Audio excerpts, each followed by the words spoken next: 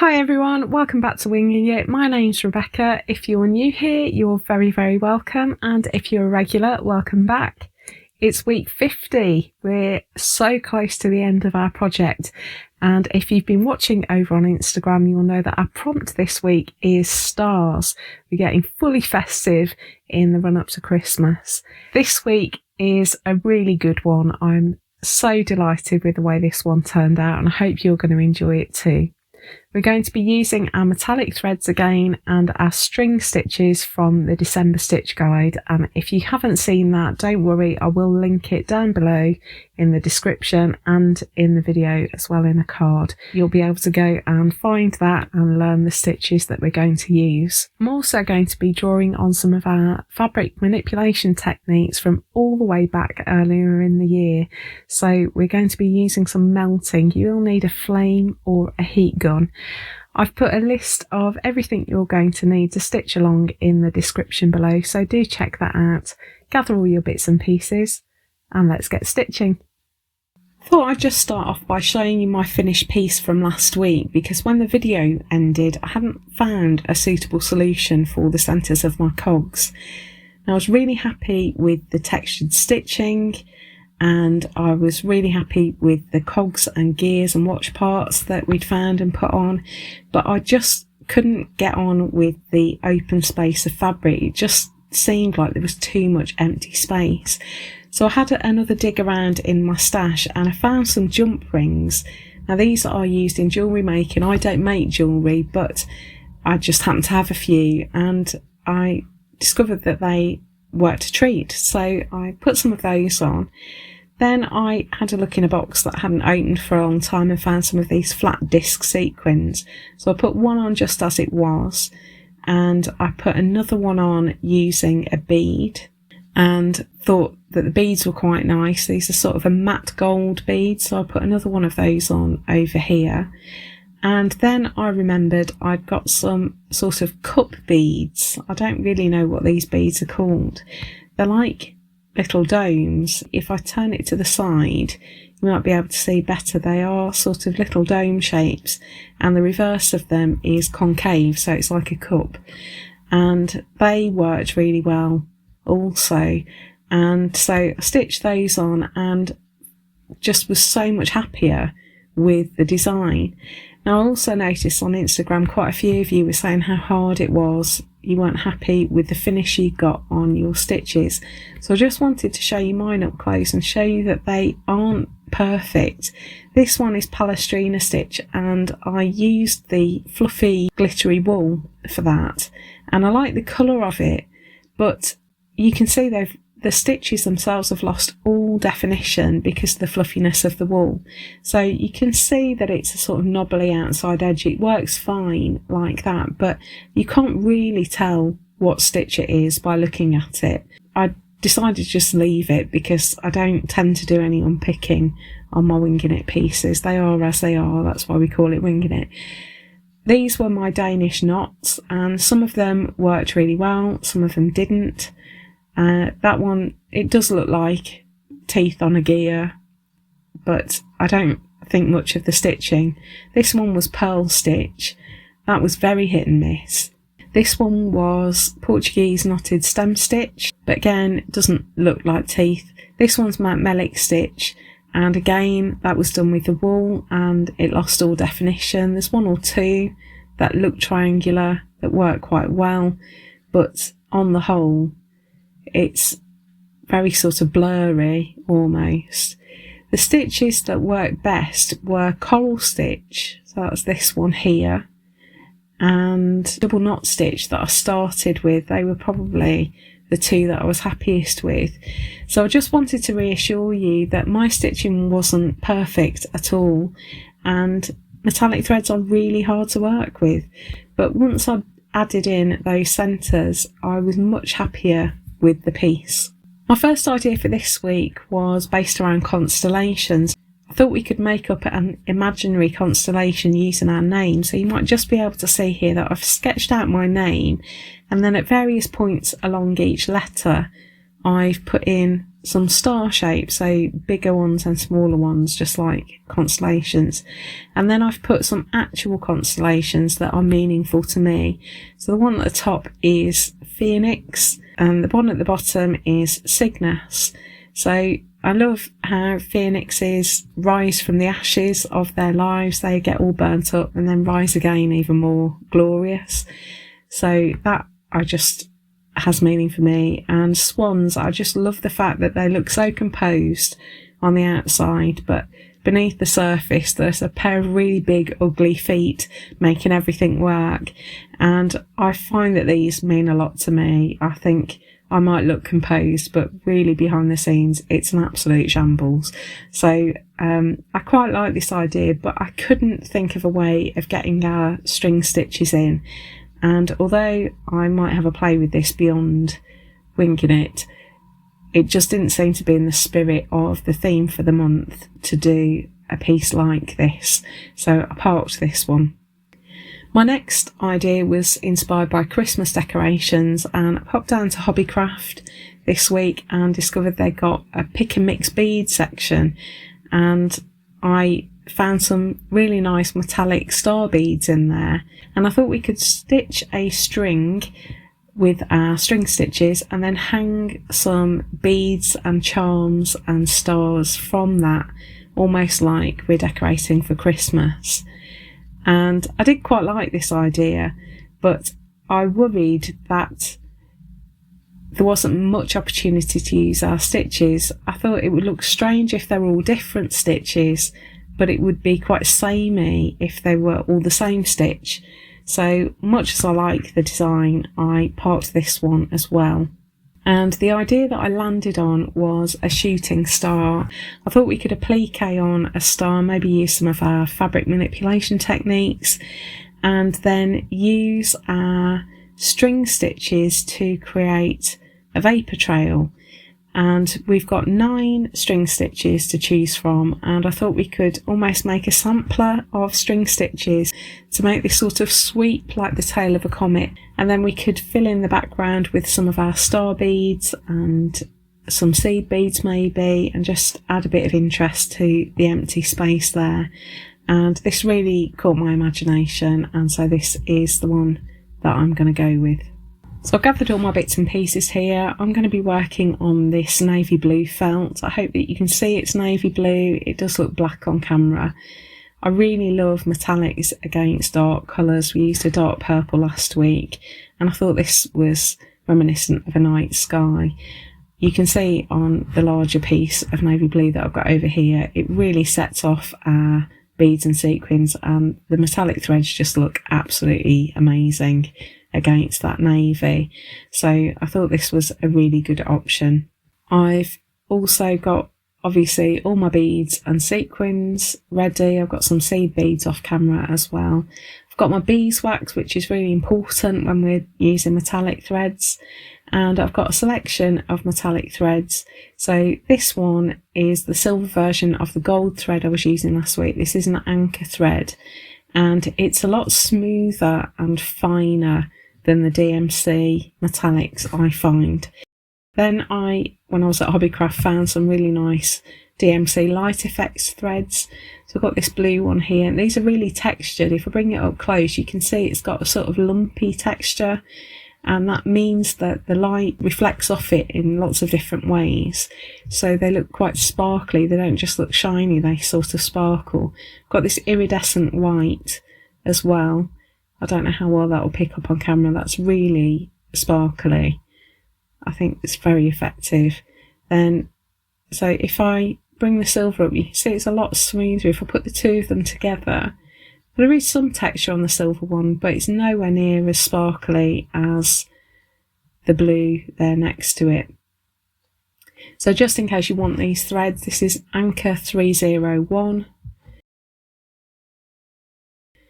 Then this is DMC E334, that's a sort of icy blue colour. And I've got a turquoise blue, that's E3849. And then I've got this warm silver. If I compare it to the other silver, you can see it's almost yellowish. It's sort of cross between silver and gold. It's a lovely shade. That's E168. And then the white one is E5200. So they're the threads I'm going to be using. Then I've got some metallic fabrics. I don't actually have a silver. I was looking for a silver fabric. I don't have one. So I've got some shades of blue. I think I do really like this lame. It's just a nightmare to work with. You might recognise some of these from when we did cold colours. I think I've got this see-through one, but it's almost green. You can sort of see the iridescent green there, and I didn't really want to introduce a new colour. So I think it is going to be this lame. I'm going to start off by sketching out my design. So I've got a circle template here, and I'm just trying to decide which size of star would be the best, because I want it to be sizable, but I want some background left to put some beads and sequins in. So I think I'm going to go with this one here, and I want my circle to be about a third of the way up from the bottom of my square. So I want the centre of the circle to be about a third of the way down, and I'm just moving it in a little bit from the side. I don't want it right at the edge. I'm just drawing that circle. Obviously we're going to make a star, but this is the sort of shape we want to be working with. So I'm just sketching in that circle, and I want the centre point just roughly. So you can see there the centre point is about a third of the way up the square. So now I want to sketch in the vapour trail, and I want some guidelines. I don't want the vapour trail to be like a lump behind the star, so I want everything to spring from that centre point in the circle. Now I've started really high there. I did decide that was way too high, and I'm just sketching in some guidelines for the vapour trail, and because I've now got too many lines, I've just marked where I want the vapour trail to end. So that is going to be the bottom line, I think, and I think this one is a good place to put the top line. So those top two lines and the very bottom line I'm not going to use, but that leaves us plenty of space for our sequins and beads. So although it looks like quite a void, once we've got some of these larger embellishments on, it's going to fill out that space really nicely. So it's going to be something along those lines. Now I've got a fairly sizable piece of fabric here considering the size of my circle, so it's about 4 times the size of the circle that I've sketched in, and that's because I'm going to use melting, which we learned about in our fabric manipulation video. I'll link that in a card at the top of the screen just in case you think I've lost my mind. So I've got a little tea light here, and I'm holding the fabric about 6 or 7 centimetres above the flame, and just the heat from the flame is melting that fabric and distorting it. And this has 2 effects. First of all, it creates a delicious texture on the fabric, which I absolutely love. And secondly, it's going to help prevent our fabric fraying to pieces. Lame is an absolute nightmare for fraying. You will have seen when I've used it before. I used it in green month, which I think was June. It was one of the fabrics that I did in my reverse applique pepper, and I just had fibre after fibre coming out. So melting it is going to control it a little bit. So sometimes we want it for the textural effect, sometimes we want it for preventing melting, and sometimes we want it for both. So you can see how much that piece of fabric has shrunk down, and it's got that lovely bobbly texture that I love so much. So now we're going to create our star, and I happen to have a template here.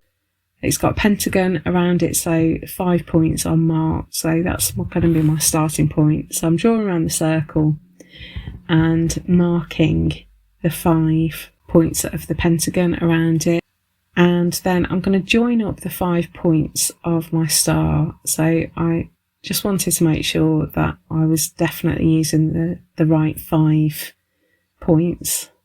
So what we're going to do is miss every other point. So I want to go start at the top and go around 2, and then I'm going to go around 2 again, so miss out the next point and go to the one after that, and then do the same again. And if we work our way around, we will come back to our starting point and we will have drawn a 5-pointed star. So I'm just putting in that last line, and that gives us a 5-pointed star. Now we could leave it at that and that would be fine, but I see 5-pointed stars everywhere, so I'm going to do a 10-pointed star. So I'm just going to repeat the process and offset the star this time. So I've put my points in the gaps, and now we've got a 10-point star, which is far more interesting, I think. It does make life really difficult because the points are so fine that it is going to tempt the fabric to fray. So I'm just cutting that out, and I quite like cutting out stars because you don't have to curve anything. So I've just cut all the lines going in one direction, and then I go round again and cut them all going in the other direction. Now I'm going to cut it out of my fabric. So I've got heat erase pens. They won't work on metallic fabrics. I've also got a water erase pen which would work, but it's the same colour as the fabric, so that's no use either.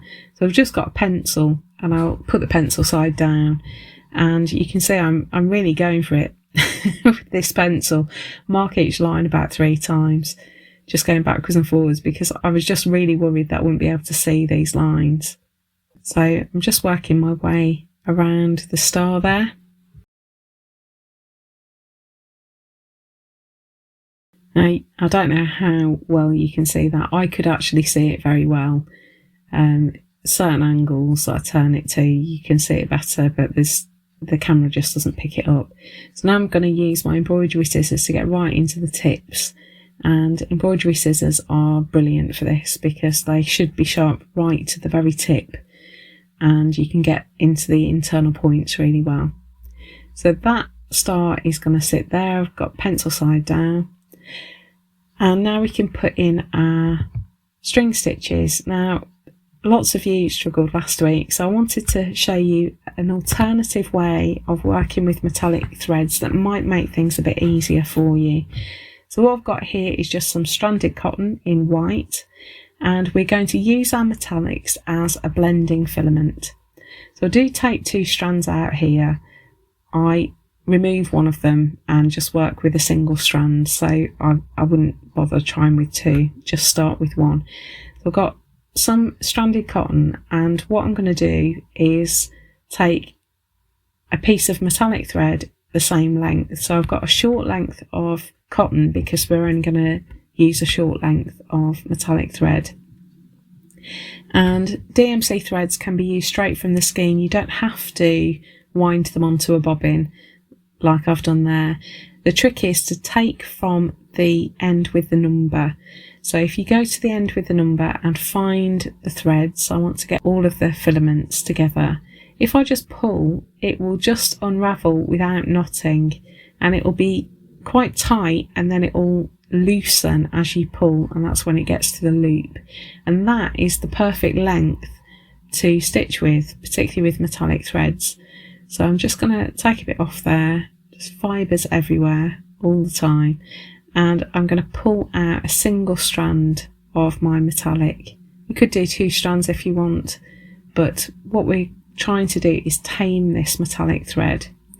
Now I'm using white because I want it to look very, very light, but you could blend your metallic with a thread of the same colour, and DMC metallics are numbered in a way that allows you to match them with their cotton equivalent.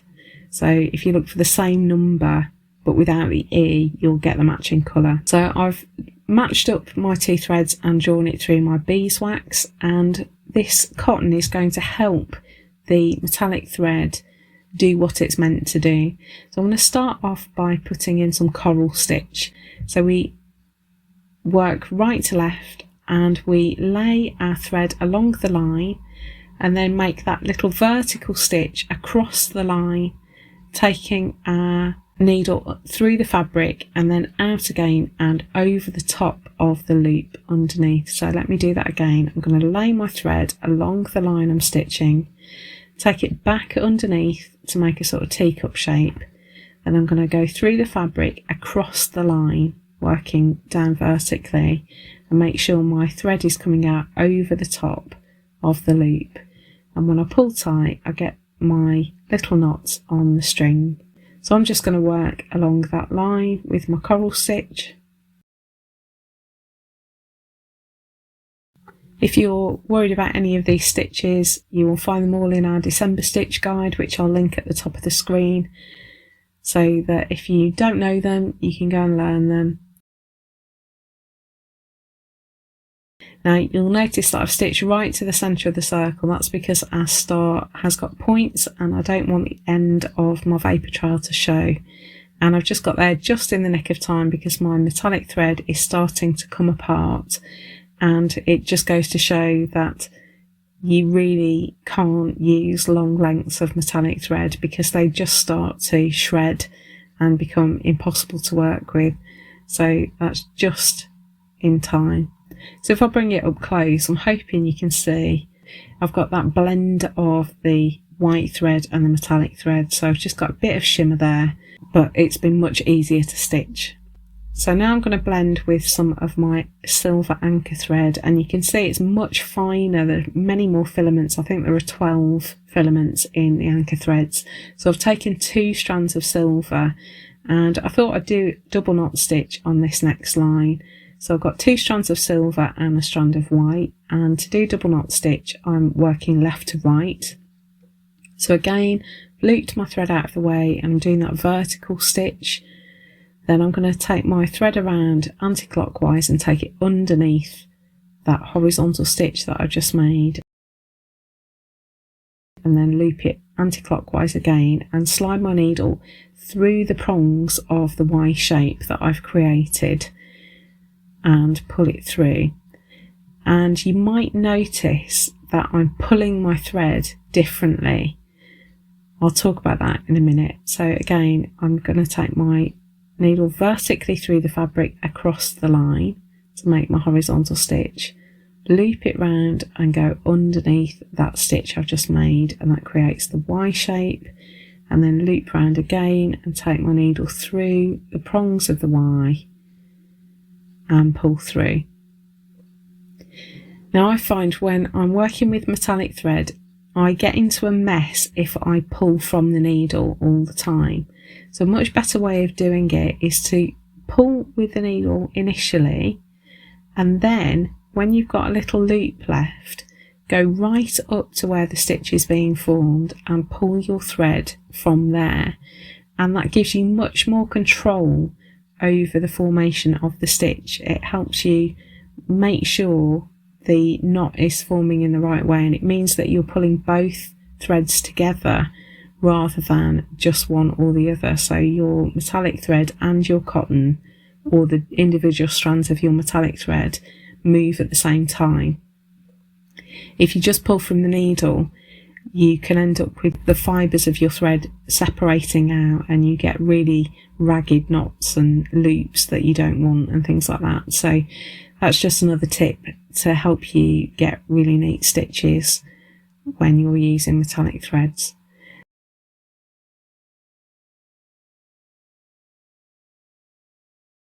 So again, I'm just going to stitch along the length of that line with my double knot stitch.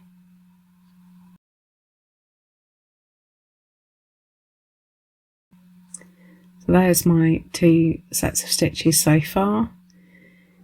So I'm just going to finish that off on the back. Now I've got some turquoise thread with my white thread, and I've taken that through my beeswax again, and I thought we could do Palestrina stitch on the next line just because I like it.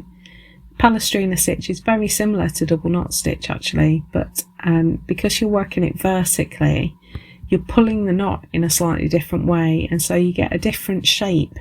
So to do Palestrina stitch, we're going to come down our line and hook our needle through the felt to the left to make it a vertical stitch, Now we're going to loop round anti-clockwise and go right to left underneath that stitch. That creates a Y shape again, and now we're going to loop and come down through the prongs of the Y and pull through, and that makes our palestrina stitch. It's almost like a teardrop shape stitch. I love this one. So again, down the line and through the fabric to the left, right to left underneath that stitch, and then down through in between the prongs of the Y and pull tight. So again, just stitching down that line in palestrina stitch, and that's how it's shaping up so far. So if I put the star on, you can see that the end of the lines of stitch are all covered by that star, and that's going to give us a really neat finish. So I'm going to stitch in the rest of those, and then we'll come back and look at the next stage. So here's my Vapour trail. I've put in all my different lines of stitch. If I bring it up close, you can see some of the different stitches. So I've got a coral stitch here, got my melic stitch, I've got, this is another line of palestrina stitch that I did in just the blue metallic, so I haven't always blended it, but I've used blended threads quite often. So this is just the metallic, so is this one, this is the white metallic. So I've got a few that are just the metallic thread, but there's a lot that are blended as well, and I just wanted some little pops of colour. I think it was all looking very white, and I just quite like that subtle hint of colour. I should say that another way of using the metallic thread that would be easier than just stitching with it by itself is to just stitch with a normal cotton thread, and then you can use the metallic thread to whip those stitches, and then there's no knotting involved, and the metallic thread isn't even passing through the fabric, so you're going to have a much easier time stitching with it in that way. You can add your sparkle and your metallic element without having to cope with making stitches out of a thread that doesn't really want to behave. So now I'm going to stitch on my star. I've got a single strand. This is just an offcut, some of the leftover thread that I've got, and I think it's the icy blue because it was the best match with the fabric. And I've got a single strand and a sharp needle, very sharp needle, and I'm just going to stitch it down using some straight stitches. Now I started off putting on far too many stitches. I knew I was playing with fire because even though we've melted this fabric, it still could fray in ways that we don't want it to. So I started trying to put a stitch either side of the point and then a stitch across the internal V shapes on the outside of the star, and it was just too many stitches and the fabric didn't like it. And I think you're going to see any second now, I think it's this next stitch, the fabric starts being pushed apart by the needle and starts fraying really badly. Now you might have a fabric that is much better behaved. There are some more plasticized fabrics that are non-woven that work much better, but you can see that's shredded there. So what I started doing was just doing a single stitch down each point of the star, and it worked so much better. So I think keep your stitches to a minimum. You're going to have to gauge it based on the fabric that you are using. So I've just got some fibres there from where it's frayed. You could take a flame very gently to that and it will seal up that frayed bit a little bit, but I didn't mind it too much. It looks like a starburst. So now I've got lots of leftover thread, and I thought we could liven up this plain space in the background by adding some lines of running stitch. I hate waste. I didn't like all that leftover thread that was going to go to waste, so I thought we could make use of it. And I thought the background needed just a little bit more interest to break up that very dark space. So I've just put a little line in a single strand there, I've got some silver now, and I'm just going to go backwards and forwards with that, adding some lines of straight stitch or running stitch. You don't have to do this, you could use all sorts of different stitches, but I really liked it when I'd done it. I thought it made that star really pop. So now we're going to put our beads on. So I'm carrying on using my leftover threads, and I'm just going to start with a sequin. And I didn't really want threads on the surface of my sequin because I liked how shiny it was. So I'm bringing my thread through, and I've got a seed bead that's bigger than the whole of the sequin. So I thread that onto my needle and then go back through the hole in the sequin, and that bead holds the sequin in place without any threads crossing over the surface. So I really liked that. It was so mirror-like that I didn't want to break that up at all. So I'm just going to put on the bigger beads first, just to position those and make sure they're nicely spaced around the space in the background. And then I've got some little seed beads. Some of them are really shiny silver and some of them are a more muted matte silver. And I'm putting some of those in the space. And then I'm going to do the same at the bottom. And there we've got our finished piece. I just love this one. It's made me really happy. It just feels very Christmassy. The last thing I did was press it from behind. Because metallic thread melts, it's not really metal, it's plastic. So it's good to iron it just to get rid of all your pen marks and everything. But obviously you don't want to melt the thread. So what I did was get an ironing pad and double it up so it's nice and squishy, and the pad takes the impression of the beads so the beads don't distort your fabric and make sort of dents in your felt, and it just took away all the pen marks and sharpened up that background, and I just thought it looked magic. So that is our finished piece. This is going to be a great week, I think. I can't wait to see all of the festive looking stars appearing on my feed as I go through this week. I think it's just magic. I love that hammered effect of the melted fabric. I don't know how well the camera picks it up. It's really textured in real life, but I think the camera sort of flattens it out a little bit. If I bring in last week's piece and put them together, I think we can see that we're getting quite a spectacular page forming for December of our book. I think this one's going to be a really good one. So there we go, that's this week's piece. Can't wait to see what you create with the prompt of stars. Do share your creations at #FSHwingingit.